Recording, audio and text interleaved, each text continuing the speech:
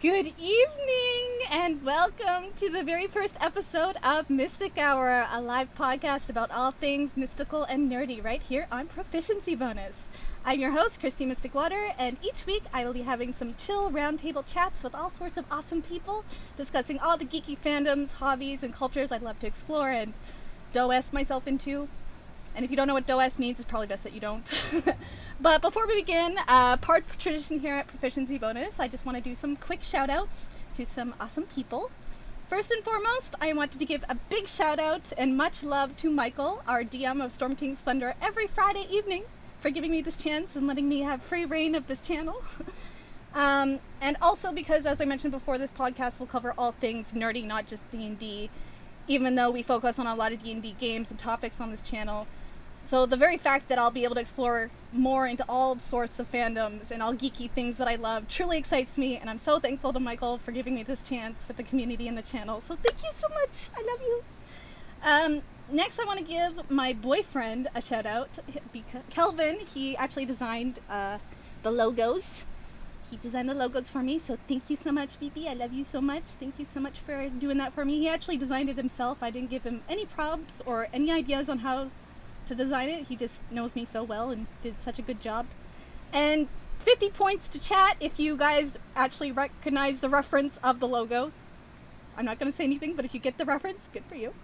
But yes, next we also have a big thanks to our sponsor, Streamlabs. They offer amazing tools for streaming with alerts and applications. We've been using them on Proficiency Bonus since the very beginning, actually, and I use them on my personal Twitch channel. Their widgets are really fun and easy to use, so you should definitely check them out. They're really awesome. But speaking of awesome people, tonight I'm joined with some pretty ladies who I've had the pleasure of streaming D&D every week with for the past year. These beautiful BBs will be joining me tonight to discuss a very appropriate theme of women in D&D. So, without further ado, let me take you guys over so you guys can introduce yourselves. There they are! Wave, guys! You're on stream! Yeah! So we have Sarah, Zoss, Sierra, and Alex. So I'm going to start with Sarah. If you want to just introduce yourself, let everybody know where you're from, what you do. Hi, I'm Sarah. I'm from New Jersey in the States. I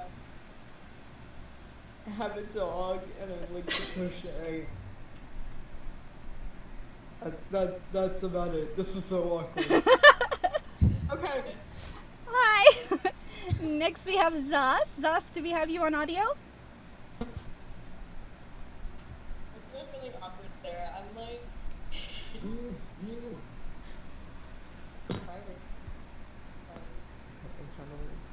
We got you? I think so. Okay, there we go. I think so. Yeah. Okay, Gucci. Hey, I'm Zoss. I'm just chill. I'm just here to vibe, you know? I have a cat. Good luck, Sarah.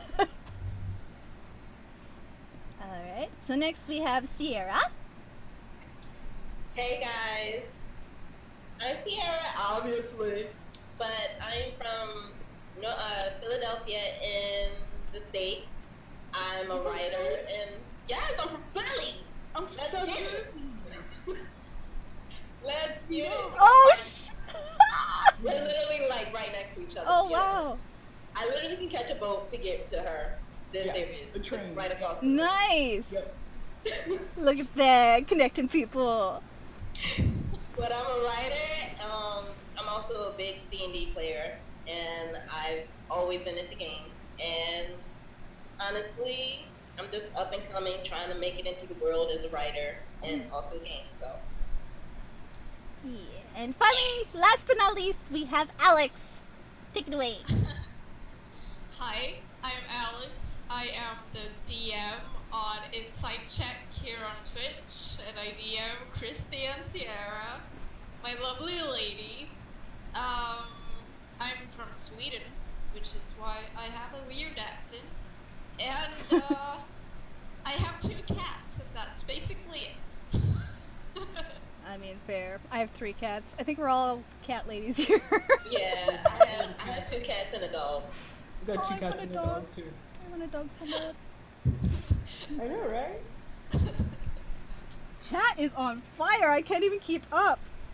Ah, Someone says Sweden is the best. That's some love Yes. for you, Alex. Thank you for saying this is better than Shark Week.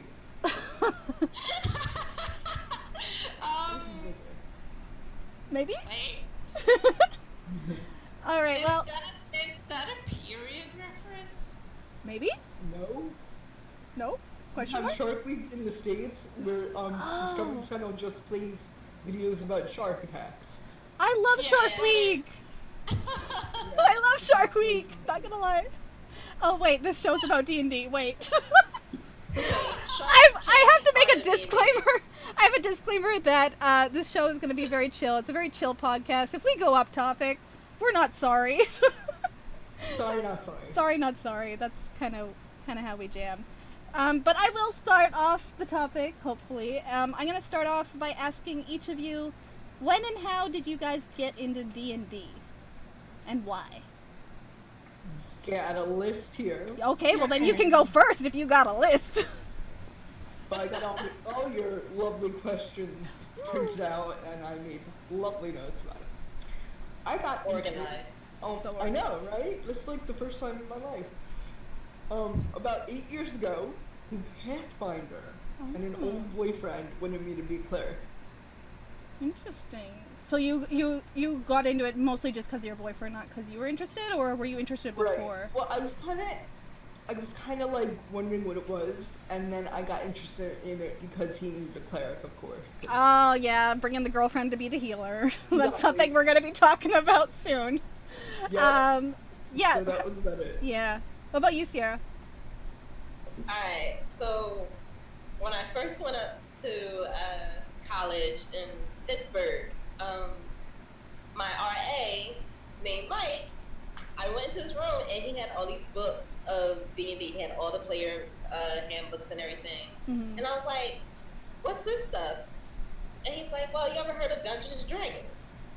And I was like, yeah, but let's be honest, in Philly, my mom, like, and all that, you know, I was like, what's Dungeons and Dragons? But I was already a big role player. I was on Gaia, so. Guy online. Oh, bring that back Yeah. on old school. So that was like literally about 2012, and then since then, like, my first character was a fighter, half elf. But since then, he got me and my friend King Zane, Elijah, and everybody, and we just learned how to play from it. And that was 3.5 edition. Oh, okay. Yeah. So what year was that for you? That was year 2012. 2012. Okay. Yeah. So quite a while. Yeah. A very long time. I'm old. What about you, Alex? You're not old. Yeah, no. Don't even. I Don't even.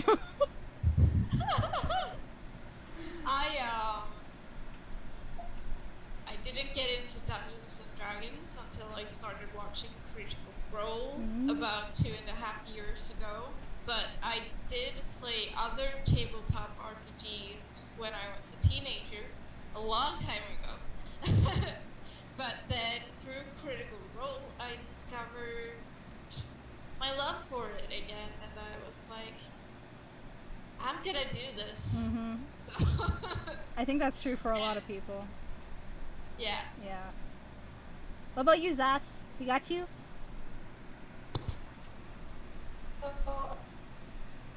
What's it? Can you hear me? We can hear you. You're good. Sorry, podcasting is like hard or whatever. You just need a mic. We'll get you a mic soon. Don't worry. Yeah. Get me a mic. We'll like pull together a fun. Yeah, we're gonna do it. No, I've already decided. Yeah. Oh, okay. Well, then Sarah's just gonna like pay it forward and send you one. We got you. Yeah. Oh, I'm good. I'm good. I don't want that. I have stuff saved up. I can get myself a mic. No, I don't need it. Give myself a wedding gift. What? How did I get into it? Like it was like, how long ago? Like a year and a half ago. I was like, kind of just like, I wasn't really into like all the nerd stuff or whatever. I just like Marvel movies and stuff. But then like I kind of like saw Critical Role and their their game because they made like it a whole like big deal, like they made it like a show and everything. And I was like, oh, that looks cool, that looks fun. Like I was from theater, and like I like the whole idea of being a different character and stuff.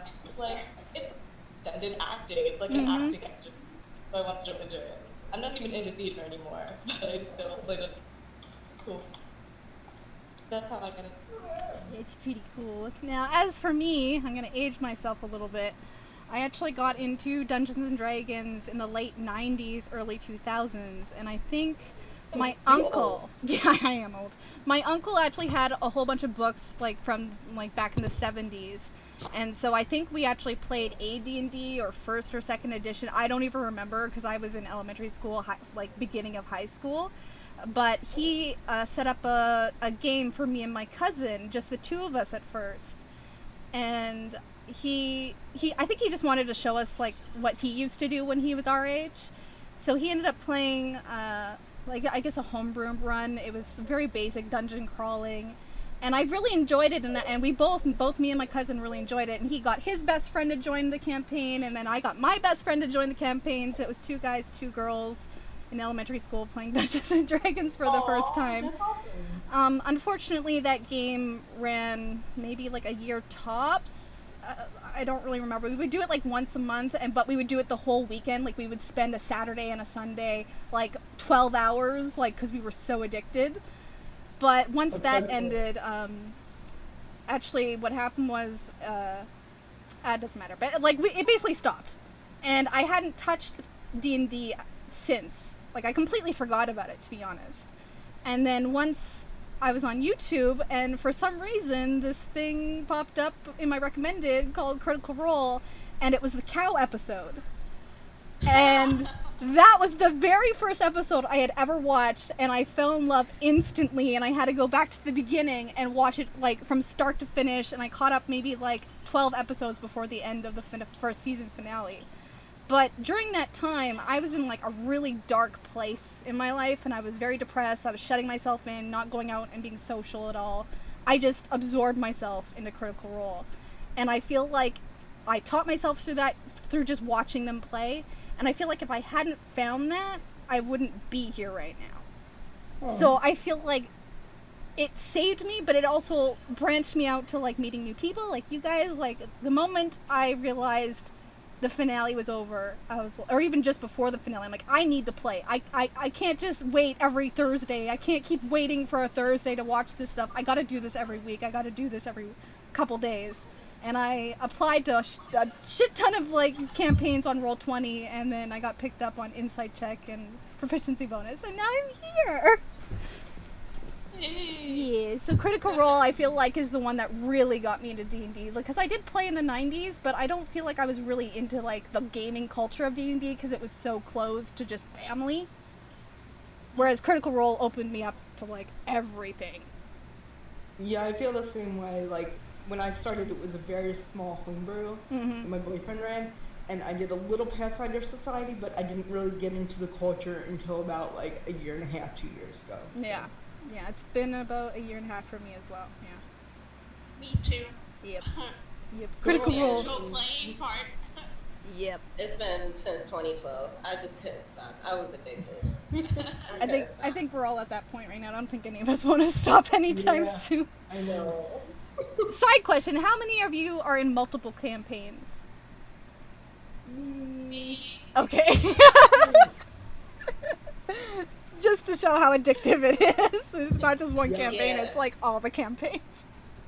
You can't just have one. You have to have at least 7. Yeah, yeah. One per day of the week. One for each day of the week. Every other weekend, you know, that kind of thing. You gotta have it. Yeah. Yep, for sure. Well, what was your first impression of the game? Like, even before Critical Role. Like, even, like, let's say, what was your first impression of the game before Critical Role and then after Critical Role? Like, how do you feel about it now? I thought it was the nerdiest thing, and I would never do it. Like, back in high school, like, my friends would play a little, and I'd be like, oh, you guys are even nerdier than me. And then, like, I started playing it, and then, like, Critical Role and my cousin introduced it to me, And then I'm like, wow, it's all about interaction, it's about storytelling, it's not about number crunching, it's about how you deal with people more than anything else, and it's very interactive, and that's what I love about it. That's basically the same with me. Like, to be honest, I already have too many freaking characters and ideas in my head. So D&D literally gave me that chance to play out those stories that I could never write down, or those characters I never really flourished enough, and it actually kind of just taught me of like how stories are supposed to go. It also helped me with my writing, like how to develop a character. So. Oh, that's awesome. Yeah, I agree with that for sure. I've actually had times where I've like written out my character's point of view of the session, and just to like give that like that brain that flexibility just to try it to see like how I know how it went in game, but how did she see it versus how I saw it? And it's kind of cool to like put yourself in a different perspective for that. Yeah, it's like taking on another soul, like another person. Like you're stepping. It's like what Zoe said about being in theater. Yes. You literally become an actor. Yes. And like, I had no idea that I can flirt as much. Like, Flirt.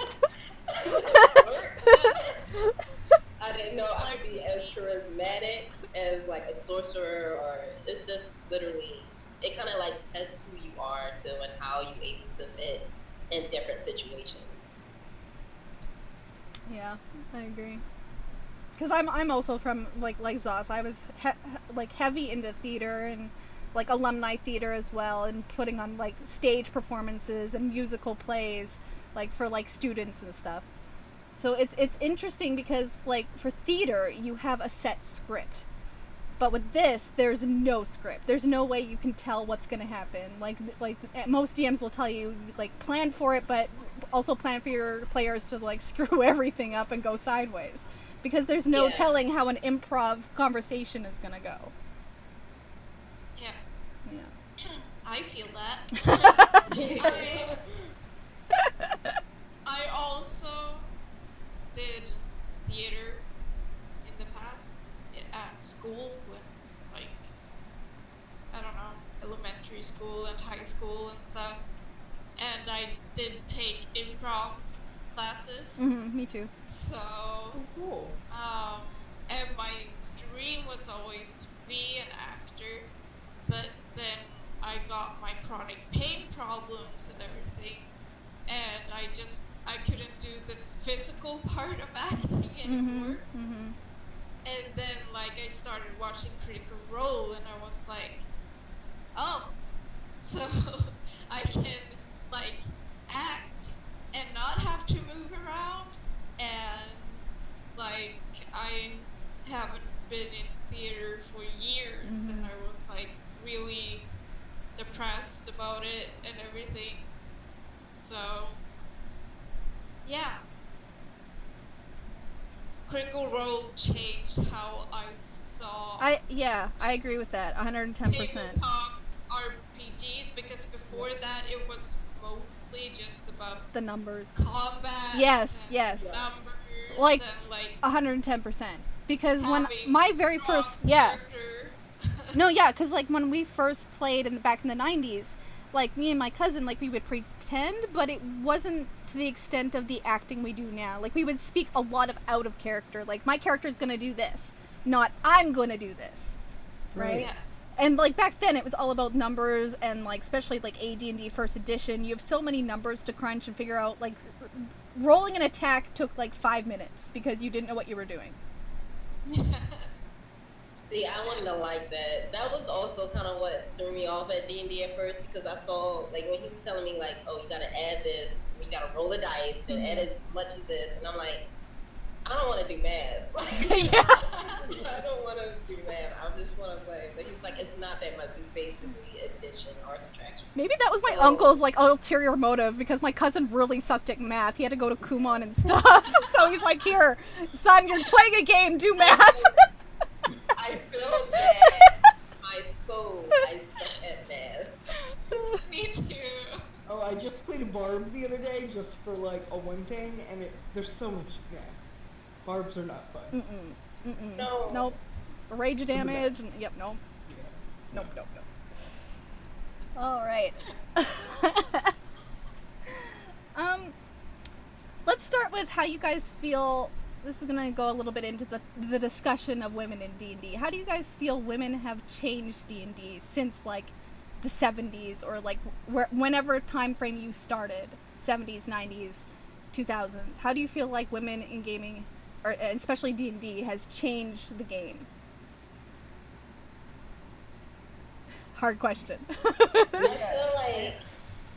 feel like it changed the perspective and the outlook of women in D&D, because like what Sarah said, like when she first started out, she was a cleric, and that's like a very big stereotype that women are usually the healers, or like they're the caretakers, they're support. And I think I like to see more that like women are starting to take into, like, they're not just being support, they're being the heavy damagers, they being the tanks, they being more than just, oh, let me just support you and you go out and save me or be the damsel in distress. Like, they're actually being more active and vocal and pivotal part in D&D.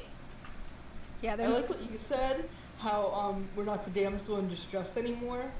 It's like, that's such a pivotal thing. It's like, we are actually the adventurers. We're not the ones in the towers. Like, we're killing the dragons. Yeah, we're not the ones being saved. We're the ones saving people.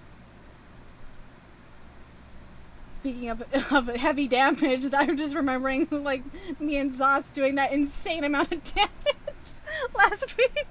79 points inflict wounds. Like, let's go. Let's go. That's how it's supposed to be. That's how it's supposed to be. Woman power, yes. But bling damage like that in D&D, and like also like what y'all said about being the cleric being the stereotypical like woman's character in D&D is like, I'm a cleric and I did 75 points of damage, so like it's kind of like you can have both. For sure. That's true. And there's nothing wrong with being a cleric in D&D, but you're not like just the boyfriend's backup healer because your party needs a healer. Exactly. That's the whole point, is that you can, like, the cleric, you can fight and protect and heal. It's like you're really... I mean, look at Laura, how much she hates healing as a cleric, and she's the cleric of the party, and she's like, oh, I hate healing! Oh, I guess, 5 hit points. Just take it. Just take it.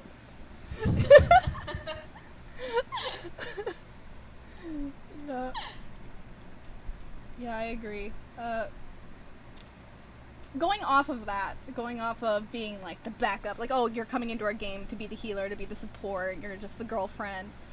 Going off of that, have any of you dealt, I know Sarah kind of mentioned this, but have any of you ever dealt with discrimination in game because you're a female or a female character, or you have that kind of like stereotype attached to you in some sort of setting in game?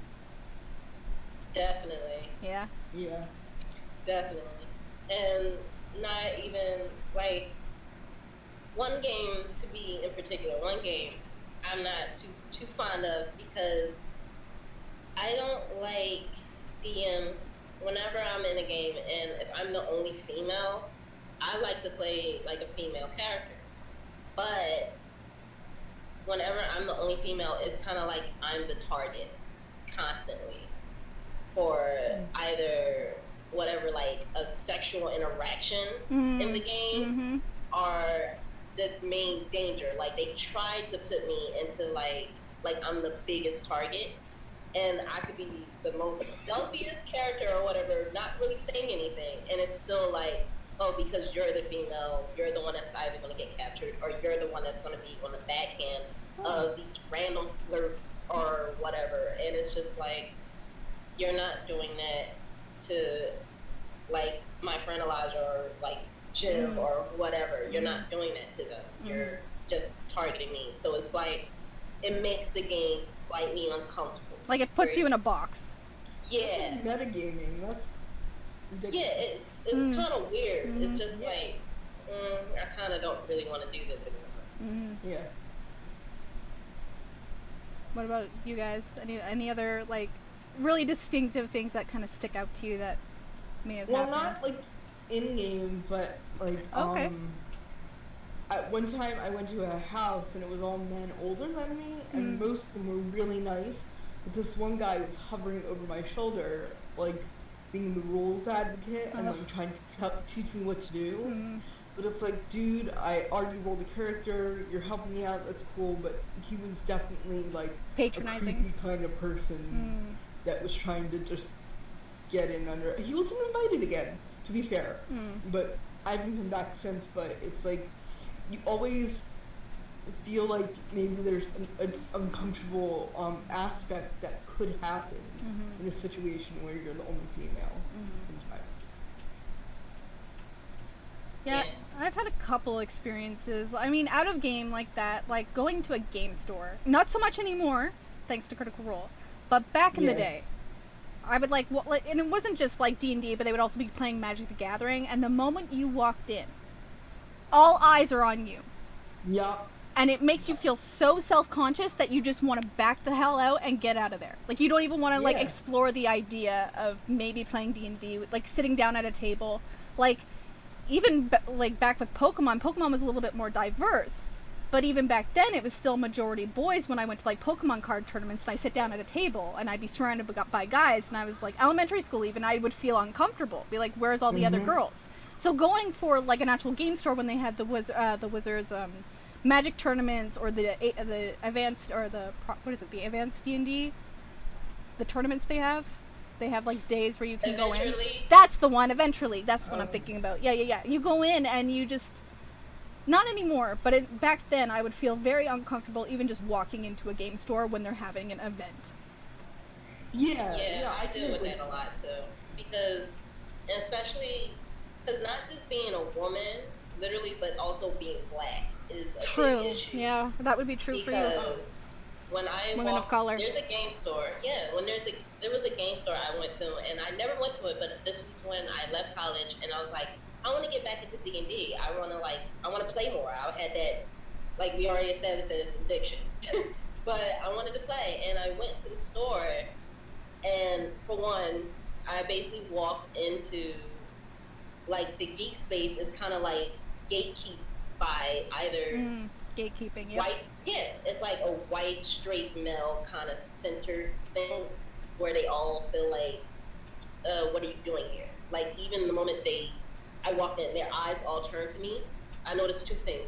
There was hardly any woman. I think the only lady I saw was just she was at the desk buying a pair of dice, and even then it was kind of like she seemed uncomfortable. And on second hand, there was only one other black person. So it was already like, okay, I might be stepping into uncomfortable territory here. And when I went deeper in, it's like I heard somebody's like, oh, what is she doing here? Yep. And it's like, dude, I'm coming here to buy freaking dice, or it doesn't matter. I'm not talking to you. I'm coming in here because obviously I want to do something with games. So it's just, it's a bad thing with gatekeeping. I feel like the opposite for me, and I hate to. Like, no, we want both sides for sure. Yeah, a lot of people fetishize Asian females, and so I was gonna go to a board game meetup, and I checked out the profiles of the people on Facebook first, and they were all friends with under like 20-year-old Asian females that were like, and their pictures were all with booth babes and stuff like that, and I felt so uncomfortable. I ended up not going because it was just, you know, it just made my skin crawl kind of thing. It was really weird. Totally. Yeah, it's a weird feeling. You don't want to be in that situation. I think when it comes to like, yeah, that's true. But for me, when it like out of a game, like that's one thing. In game is something else. When it comes to in game, it's more like you're being judged before you even get to act your character. At least for me, like for one of my games, I'm not going to mention which one, but I went in and I ended up being the only girl of the group. and it was one of my very first D&D groups. I was the only girl of the group. We've since gotten more girls, but at the time, there was one player that immediately had an instant dislike for me, and it wasn't like, at first I thought maybe he doesn't like my character, but the more we played, the more I realized it was he just didn't like me being in that group. Like, I was messing up their mojo or whatever, and he was very passive aggressive to my character, and he would purposely do things to, like, jab at me. He's since left the group, thank God. But he would say things like, if my character got close to another character that's a male, he'd always interject and be like, I'm not comfortable with relationships in a game, blah, blah, blah. And we're like, we're just friends, like, in-game, and as players and as characters. Like, our characters are friends. There was no... Like, we'll get into romance in D&D in a minute, but, like, he was very projecting himself into it. Like, he'd interrupt the game and be like, I'm not comfortable with this. And we're like, you don't even know what's happening. Calm down. Like, I'm not the girl that's gonna interrupt your bromance. Like, but that's how I felt. I felt like I was the girl that was breaking up the guys. Yeah. Yeah. Yeah. I can imagine as a GM it's hard to do that too, to have some sort of, like, feel like you might have, like, power over guys or something like that too. Like, maybe guys would, like, not like that woman in that kind of role to tell them what to do sometimes, so. I've never had that experience. Yeah. I've never had that experience, but I've only DM'd once. I only DM with friends. The insight check is my first time DMing. So and you're I've good. known- Yeah. I've known Derek and Jamie for 1.5 years. Stop me from They were chat! the first group I joined, and so I haven't had any problems with being like a girl DMing or anything. But my one bad experience was I joined another group, and I was at the time the only girl, but one of the guys played a female character, and that female character was just so overly sexualized. And also when my character would do something like persuasion or something, it would always be like, oh, you're seducing that thing, and I'm like, no, they are wolves. I'm trying to get along with my animal friends. This isn't a bestiality thing, I promise. I'm not seducing the wolf. So I left that group Fair. because I was very uncomfortable with the whole, like, everything a girl does must be sexual somehow. So yeah, I did not appreciate that, but that's like my only bad experience with being a girl in D&D. Well, going off So of I've been that, lucky. yeah, no, that's good.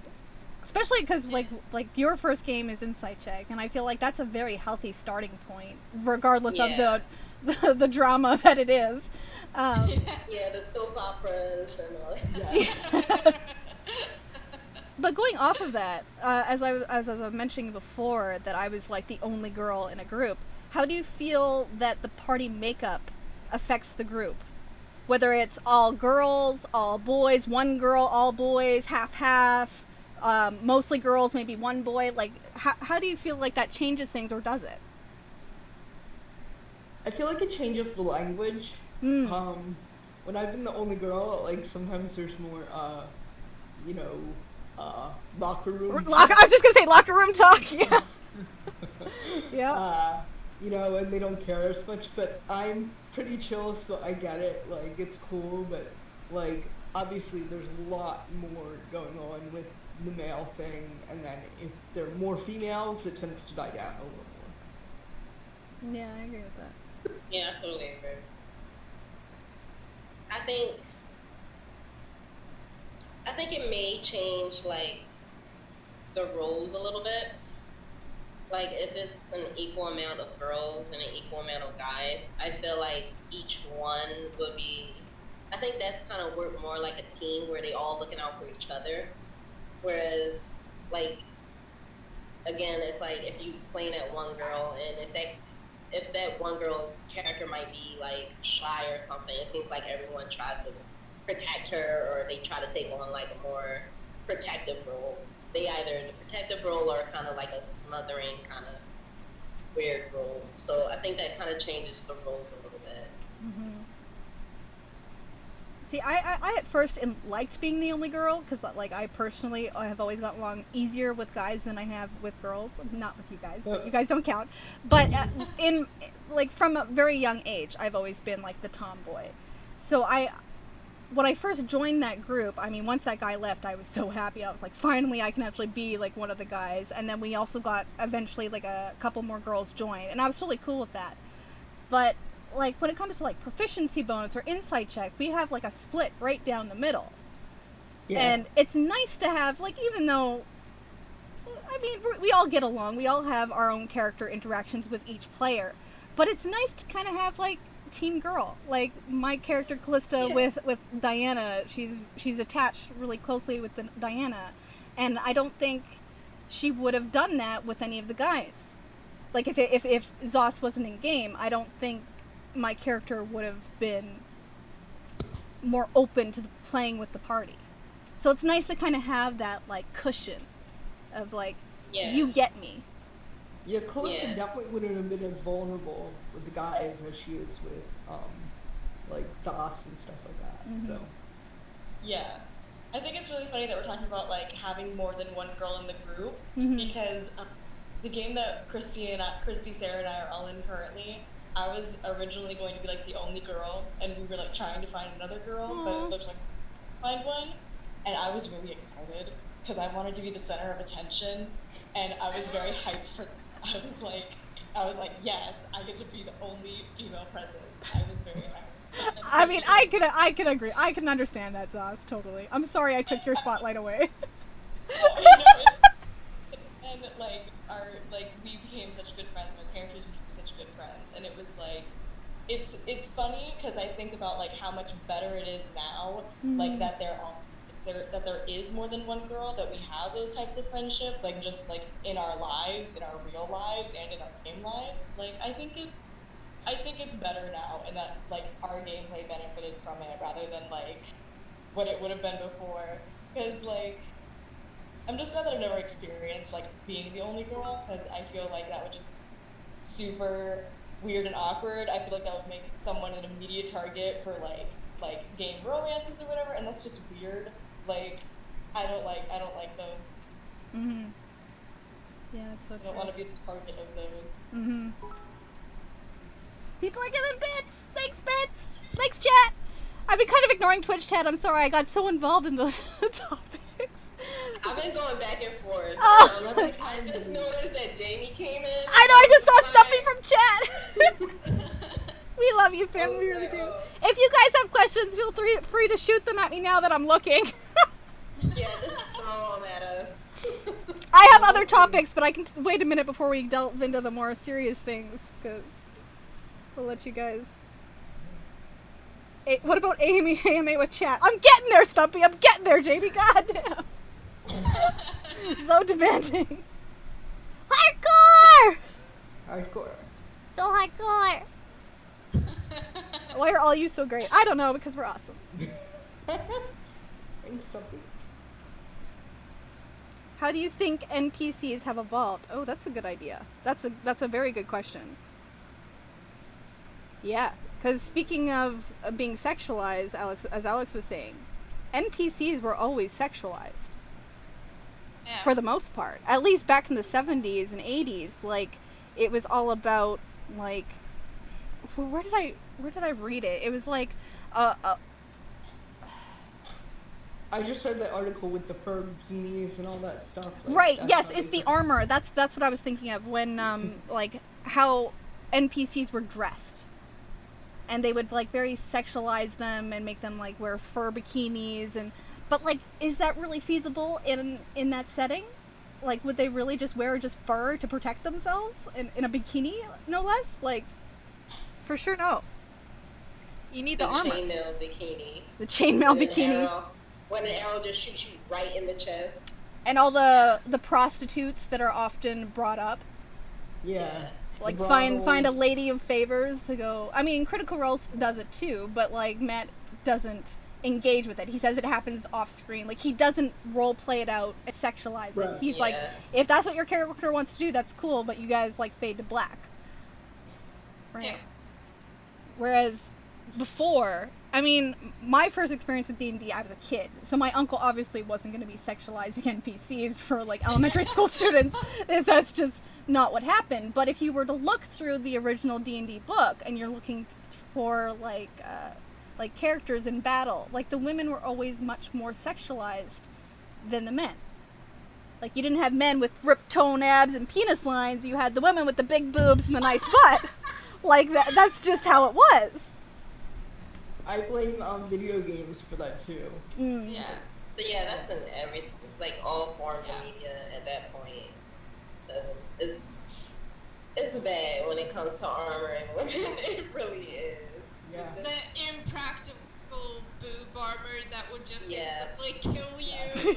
It's like so bad. If you get hit like right in the middle, Right you'll there. just get like cut through. So yeah, but that's a problem across so many things. But hey, at least as a DM and being female, I can just sexualize every NPC, no matter their gender. Yeah. You can. I mean that's just, you know. Yeah.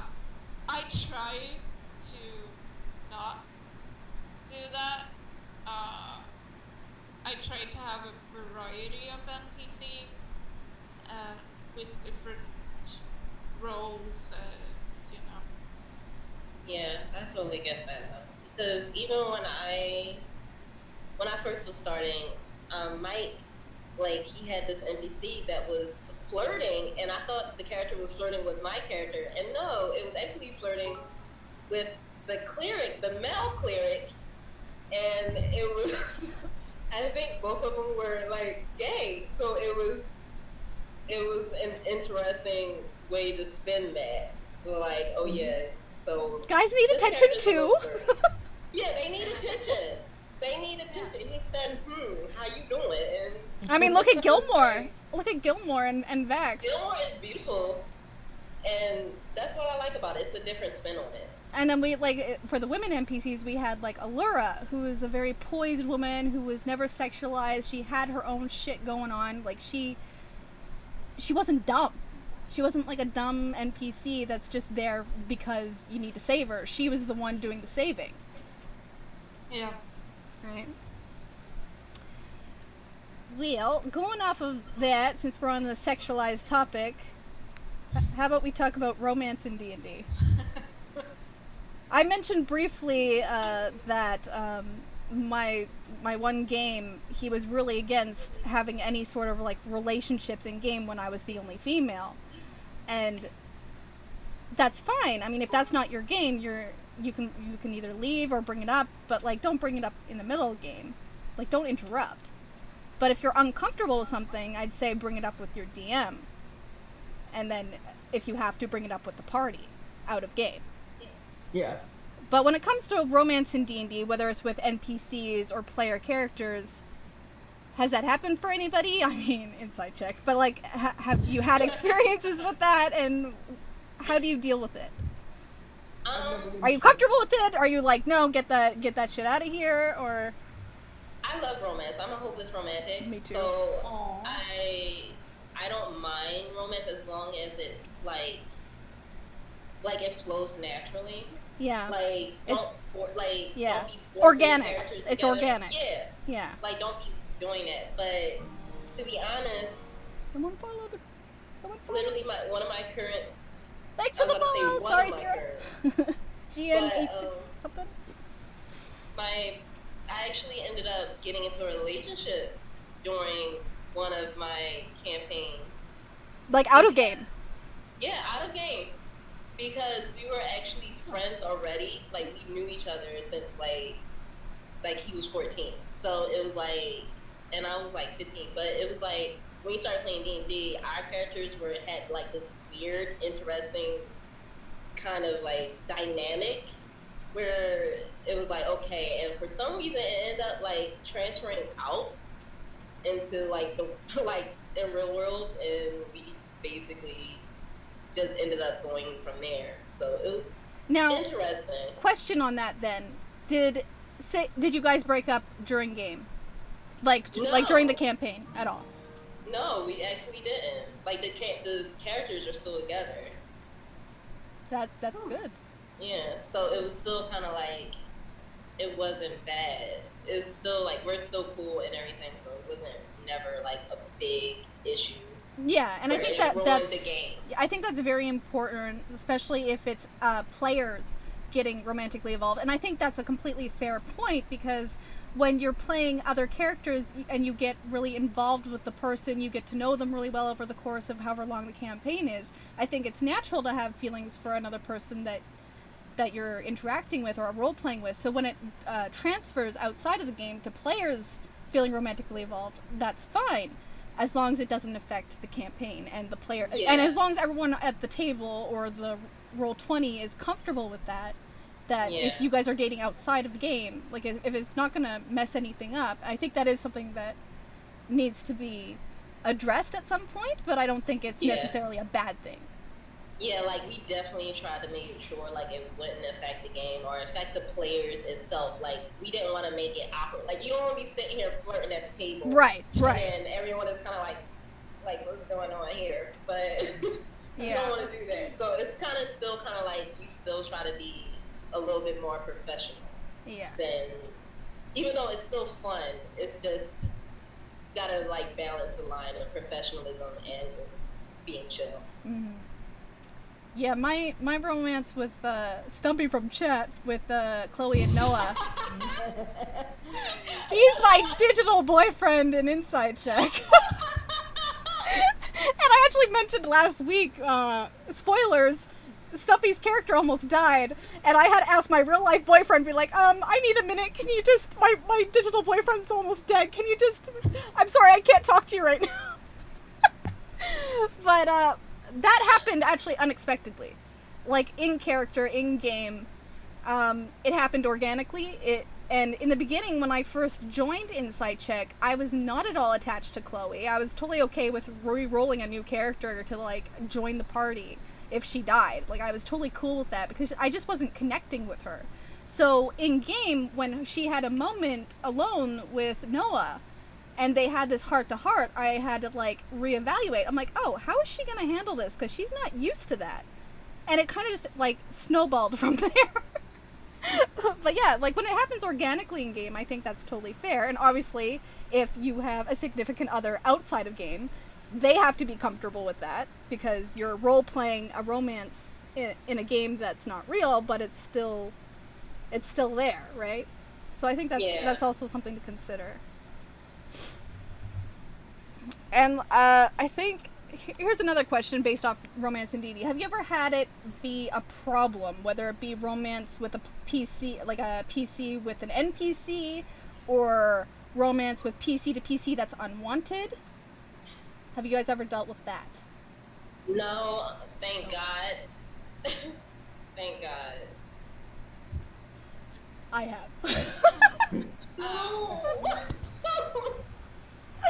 Yeah, I don't want to say any names or give any details, but I have played with a player that was extremely flirty with every NPC, and that's all fine because it's a NPC's, like, it's the DM's choice whether to engage with that or not.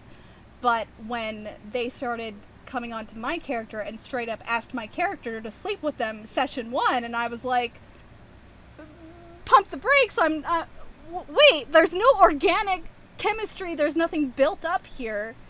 So we actually ended up having to talk to that player outside of game because it just continued. Even though my character rejected the person in game, they still continued to pursue my character, and they also continued to pursue NPCs. But it got to the point where it was almost interruptive and a little bit destructive to the game. Like, it pulled away from the immersion because all they wanted to do was flirt and get laid. And I'm like, and if that's the game you want to play, that's fine, but find a group that's comfortable with that, and find a group that's okay with that. And none of us in the game were okay with that, so we actually had to have a proper discussion outside of game, being like, hey, the players aren't comfortable with this, we need to tone it back a bit, and it worked. But in the beginning, I feel like new player, even if you're not a new player, you should have some tact going forward to like develop that before you be like, hey, do you want to sleep with my character? And it's like, what? Boundaries. What? Thirsty. Too thirsty. Too thirsty for me, I'm sorry. Yeah, so that's also something to consider. I mean, romance in D&D has its place, it has its time, it has its place, and if you're constantly flirting with your significant other in game, I feel like can be very distracting. So that's why Chloe and Noah do all their flirting outside game in RP. Unless it was like chill touch. Chill touch. Chill touch is the moment that happened. That was... Yeah. For those of you that don't know, because this actually happened pre-stream, I guess we can kind of talk about it a little bit. Noah was having a little bit of a temper tantrum because his twin brother told my character a little bit too much information about rune children and him having like runes on his head, and he was like really protective of his twin brother. I mean, fair. So he like locked himself in a room after he stole his twin brother's book that he had no idea was actually a spell book, a magical spell book. He stole the book and hid himself in the room. So my character's like, okay, you're being ridiculous. I'm not gonna like expose your brother. I'm not gonna put you guys at risk. So I'm gonna go in and talk to Noah. My character goes in and talks to Noah, and they start having a heart-to-heart, and he actually opens himself up to my character saying, oh, actually, I had a girlfriend, and she was killed in front of me, and I'm not comfortable with people knowing too much information about my brother because I don't want to lose him, too. And that's how they had a connection. But during that time, he was, like, brooding and reading the book, and as he's reading the book, concentrating, attuning to the book, he ends up learning the spell Chill Touch. And as he's concentrating, he casts Chill Touch on Chloe. On me! Yeah. While we're having this heart-to-heart, he casts Chill Touch on me, and I'm like, what the hell, bro? What the f-? So that's how our romance evolved, because of Chill Touch. Oh, Yeah. Yeah. could be worse. I mean, it could be worse. It's true. It could be worse. Could have been a cone of cold, Alex. Yeah, Alex. Somebody could have died, Alex. Alex? Look, okay.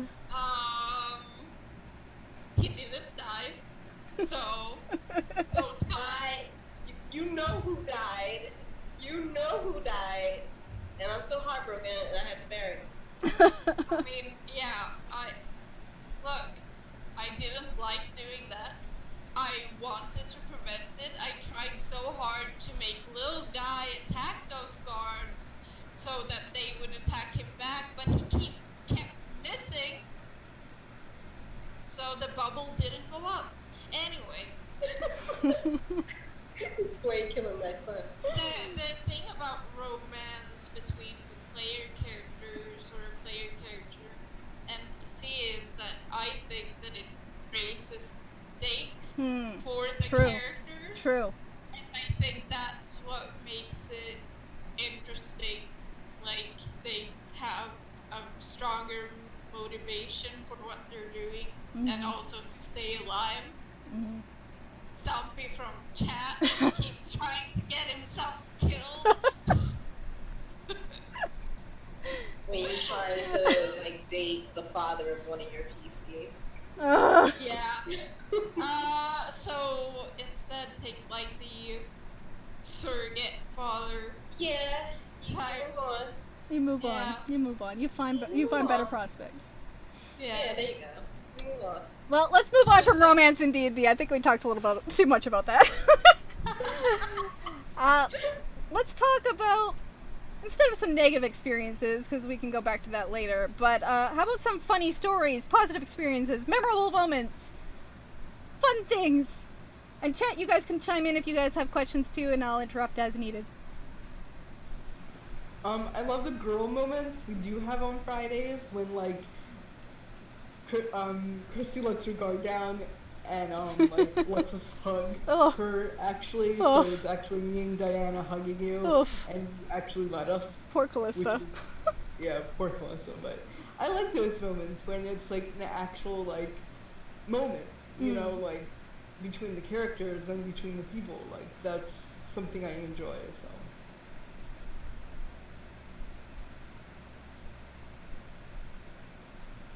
What about you, Zos? Any memorable moments? Oh, okay. I don't know.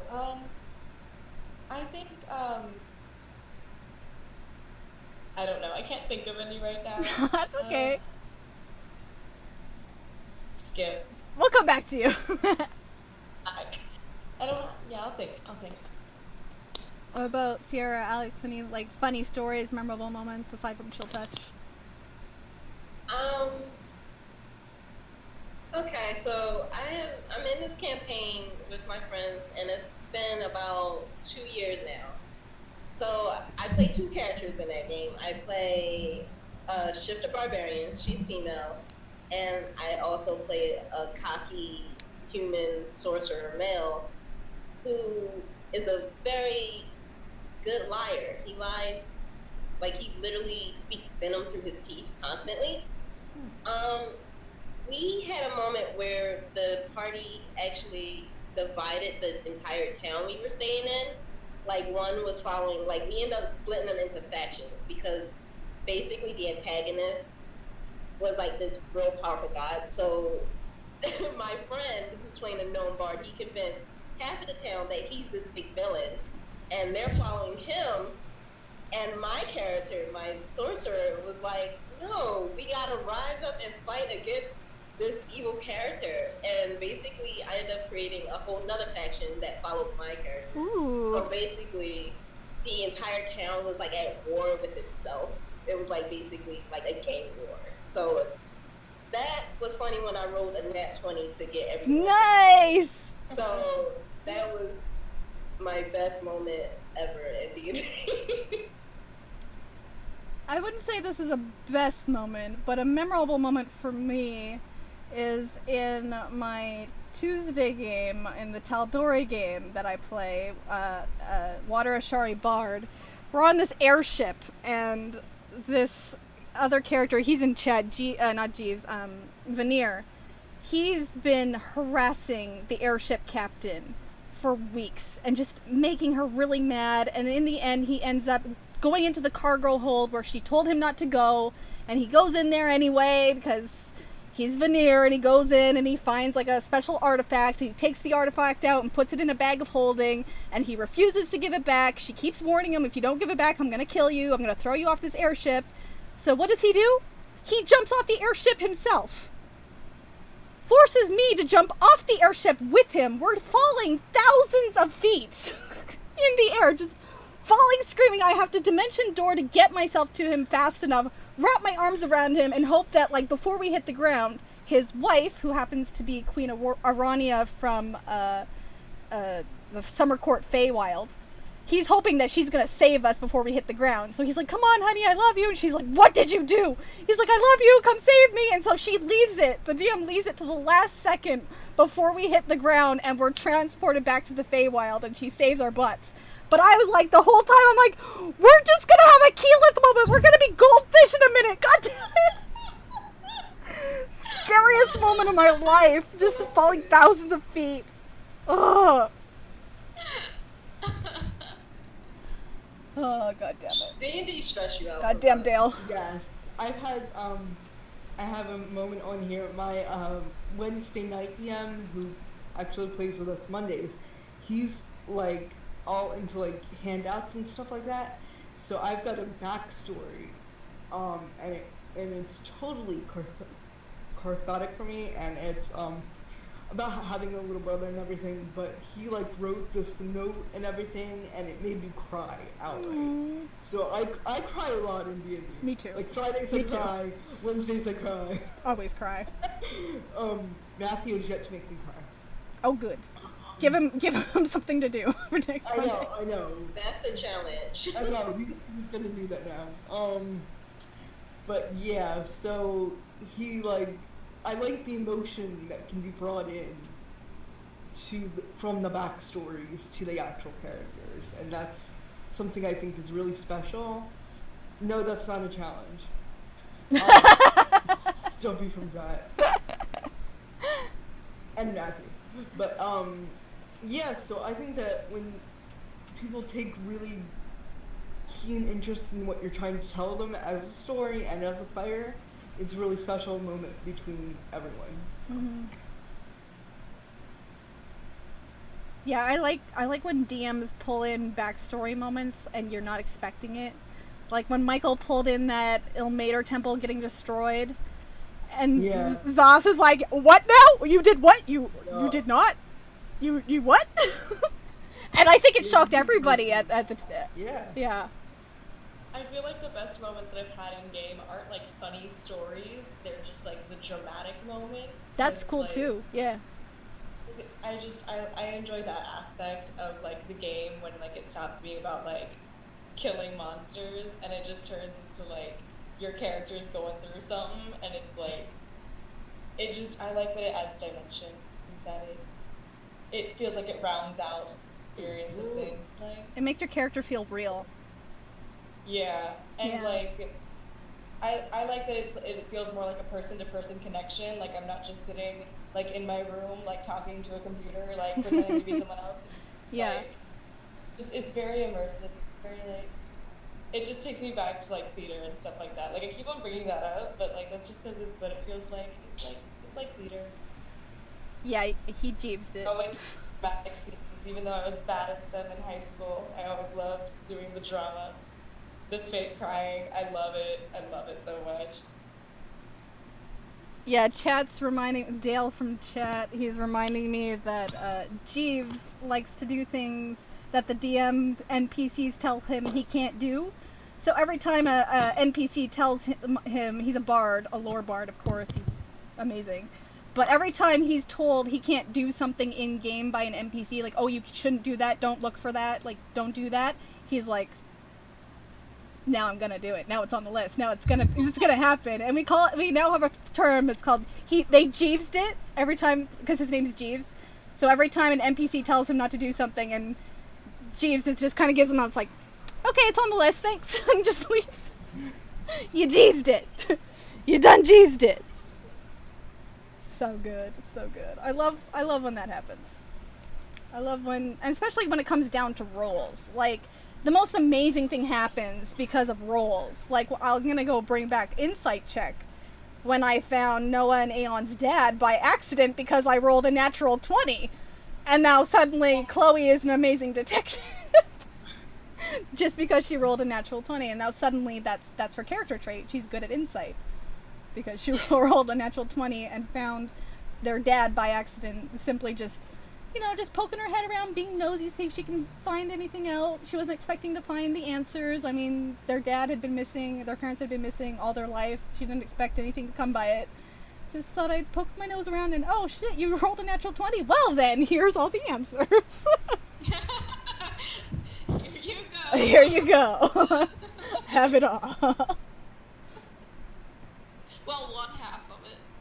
Well, half, yeah. And then I rolled a natural 20 and got the mom, so it's just... Wow. Yeah, That's a pair. She's literally the detective. I don't know how I do it. It's really... That's why we were called Insight Check, yeah. Yeah. Well, the main reason we were called Insight Check is because we were always inciting each other. We never believed That's each other. true. Like, Insight Check, do I That's believe him? true. Insight Check. Because Jamie always lying. True. Why you always lying? Always lying. Constantly. And you don't know what Derek is even doing most of the time. Well, The lesson is don't trust handsome men. I think that's a fair assumption for all walks of life. Don't trust handsome men. And Zot's can attest to that. Zulkin. Goddamn.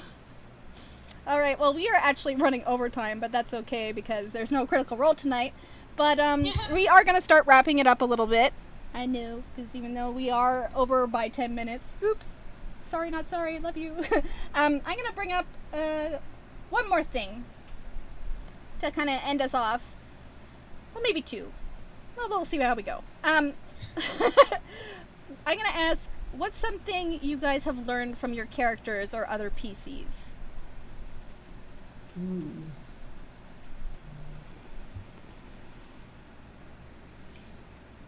Like I mentioned before, that it's okay to have personal moments in the game. Like my Wednesday DM wrote this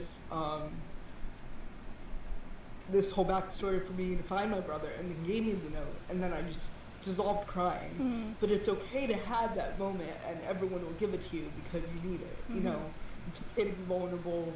You don't have to play a tough guy all the time. You know, you don't have to be the tough adventurer. You can have a personal reason for being them. So I learned that a lot. How about you, Zos?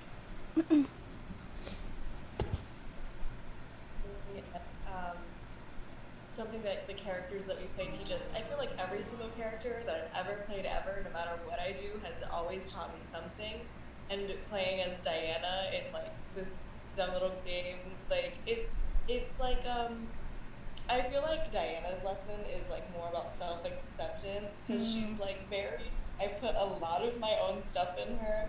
And there's a lot of times where I'm like, is that Diana's reaction or is that my reaction? I think that's true for a lot of people. That a lot of people put a part of themselves into their character and project that into their character. Oh, yeah. So a big part of Diana's lessons, I think, are like towards self-acceptance. Like I watch, like in my real life, when like my personality does a little shift. Like I watch Diana, and it's me to see how much I change and then how much my character changes too. Like I think it's very interesting. And yeah. Yeah, that's a very good point. What about you, Alex? Well, thanks for. Oh, sorry, Alex. Thanks for the subscription. Somebody just subscribed. Thank you. Quintuna. I don't know. Go ahead, Alex.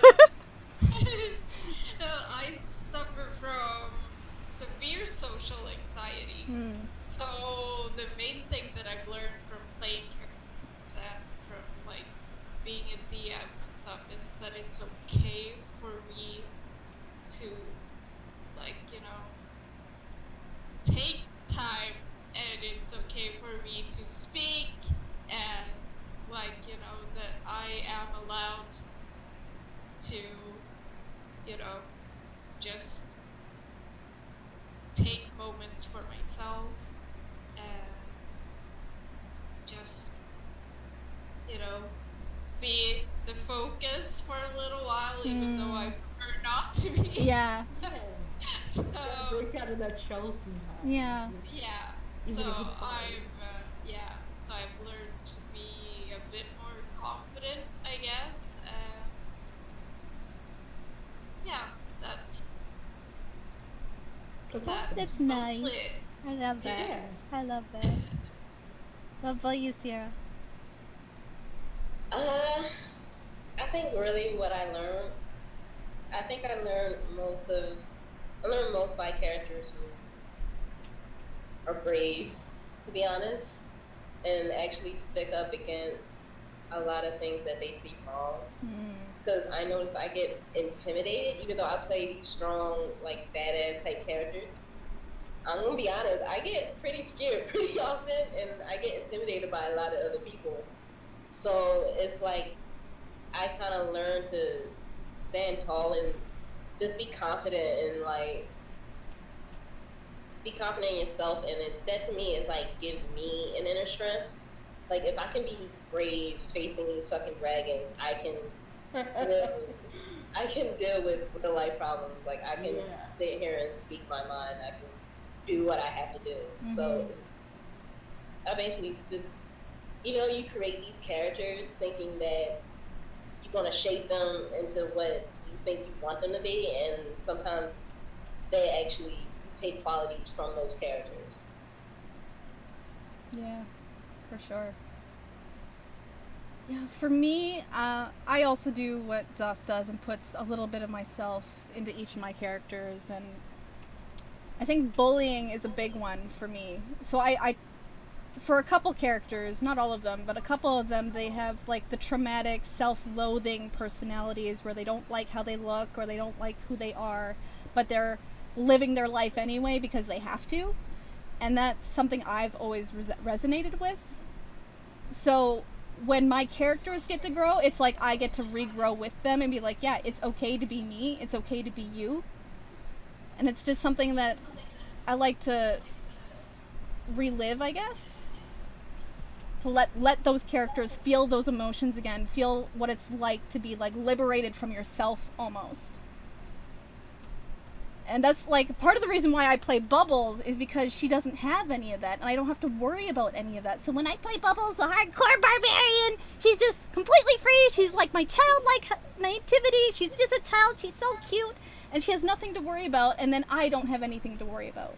I don't have to think about my inner demons. She's just the focal point. She gets to just be free and have fun and speak her mind, regardless of how tactless it actually is. She doesn't think she's being mean. She's just being herself. And it's so freeing to play a character like that. Like, even if you're playing a character that you're a self-insert, or you're playing a character that's total opposite of you, you still get to see different sides of you. Like, oh, I can be this fun, freeing character, and I don't have to think about anything, and I don't have to worry so much. And it's so nice to be able to, like, play on the spectrum of things.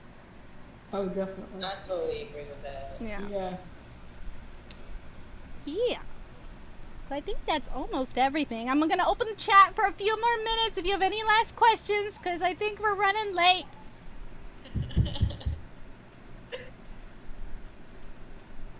Let's see.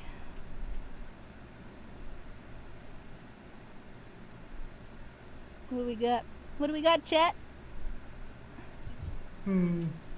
Everyone's just in their own little conversation. Yeah. I can't even keep up. It's just scrolling so hard.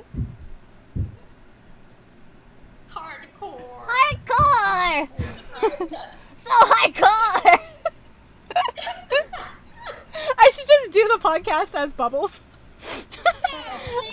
I know everybody with my really high voice. Voices is the best. I won't play those. We're so annoying. Go away. I will never go away. I will lift you. Oh.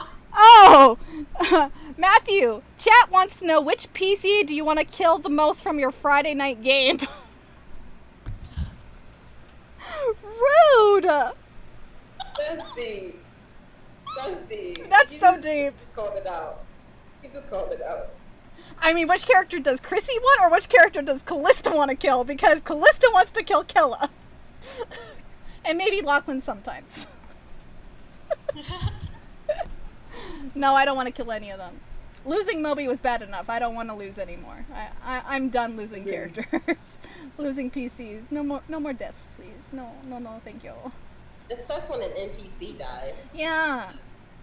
Oh my god, when Sarvin left, I was in tears. Yeah, true. Sarvin got Christy choked up. Sarvin was fun.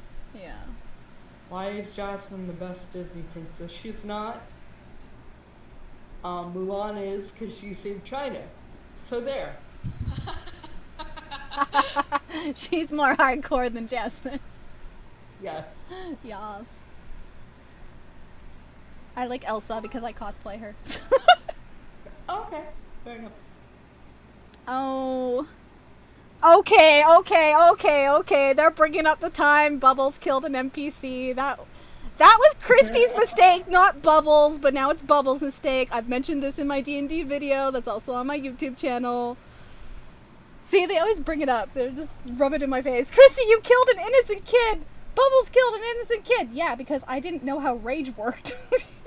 I didn't know I couldn't do non-lethal damage while raging. Like, who knew? Oh, which player do you want to kill? Which player do you want to kill? Mage Killer. Link is the best Disney princess.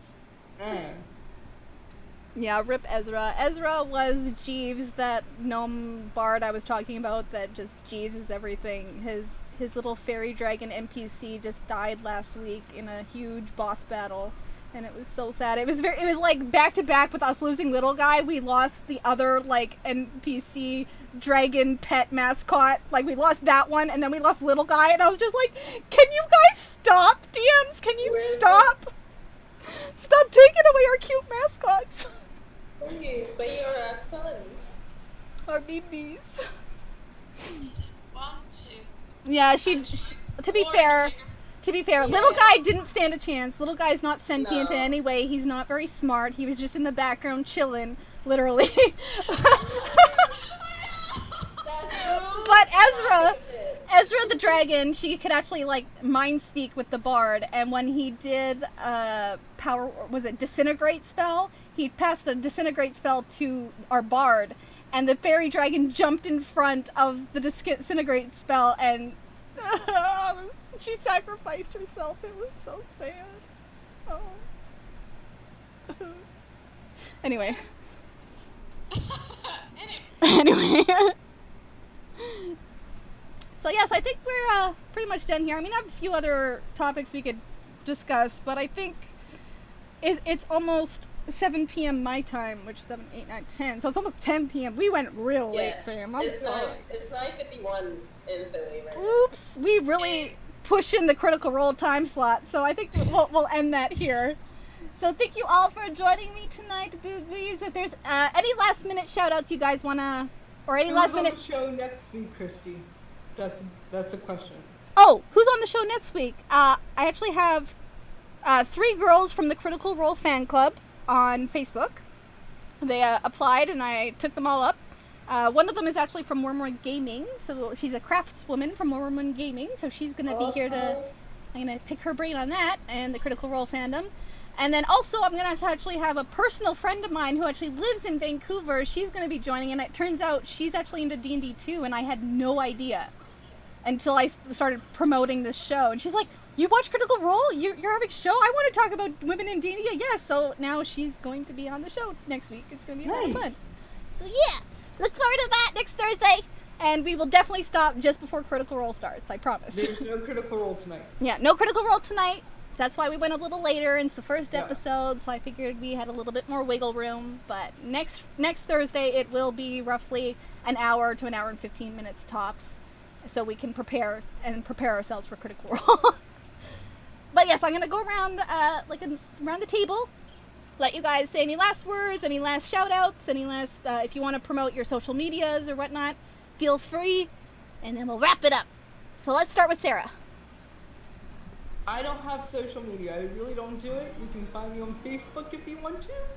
Okay. I think I'm a friend of Proficiency Bonus, so find me there if you like me. Otherwise, I'm at Ashland Elf 111, but that's my character on Fridays, so that's fun. See me Fridays and Mondays on Proficiency Bonus. Yeah. So, yeah. Yeah. All right, Sierra.